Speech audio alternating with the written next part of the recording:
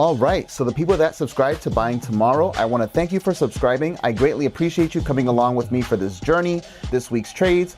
I did add a few shares. I didn't sell anything because I would have lost money, and there's no point in doing that.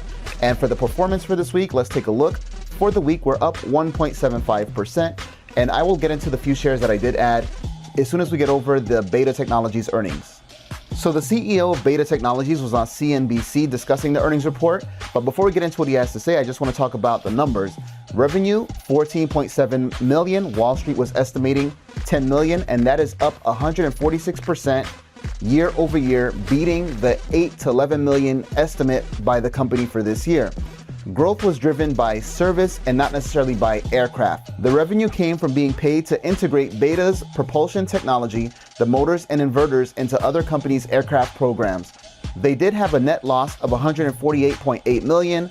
The loss was wider than expected, and it's attributed to certification ramp and scaling spend, heavy R&D spend, and operating spend. These expenses include 122.4 million just for research and development. Nonetheless, the future looks bright as they have 1.4 billion in cash, and they've raised the full year revenue guidance up to 42 to 50 million dollars, with a backlog of 1,100 aircraft valued at approximately 3.9 billion dollars, near the company's year-end target of $4 billion. So let's get into his response. I think it's important to note that, with the overall loss, the revenue was significantly higher than we had anticipated, and that service revenue and product revenue was organic, where we're getting paid to implement our technologies into other people's programs, and of course, implementing into their own programs, effectively planting the seeds for future revenue. And that's the track we're on right now. Next up, he shares his remarks as to how Beta Technologies is optimizing this EIPP pilot program and the impact it's having on the company, and how their strategy for moving forward is going to be cargo, medical, logistics, and then down the line passengers.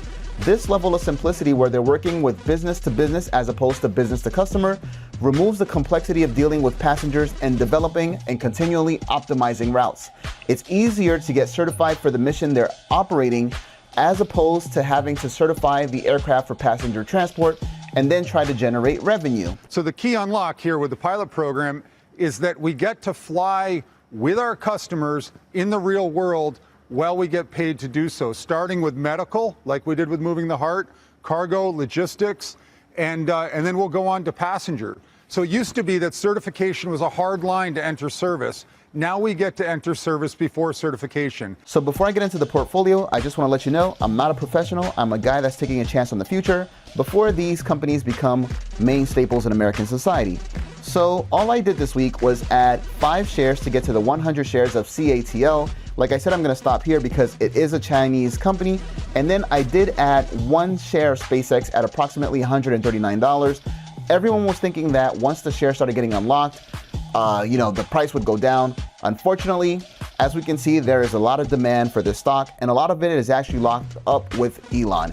Aside from that, there aren't any more changes, and the thesis is starting to work out just a little bit, as we can see with Beta Technologies being at 45.83% in the positive. So if you like what I'm doing here, I'm going to encourage you to subscribe, continue with me with the journey. I'm going to share the whole thing transparently, and let's see where this goes.